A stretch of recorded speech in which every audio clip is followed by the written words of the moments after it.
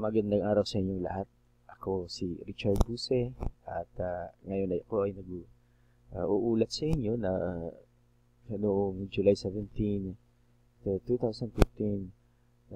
ako ay hingi ng tulong sa community ng MMM ng halagang 17,200 pesos at kahapon July 19 ay mayroong dalawang tao na nagbigay sa akin ng tulong. Pangalan ay Jenny Bell Rodelas at si Aranco Michelle.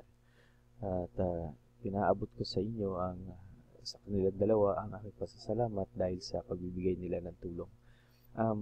Napakaganda ng sistema ng MMM, kaya ang lahat, lalo na ikaw na nakakapanood ng video nito, ay inaanyayahan ko na sumali sa aming komunidad upang ikaw rin naman ay makaranas ng aming mga kaligayahan dahil sa pagbibigayan ng tulong.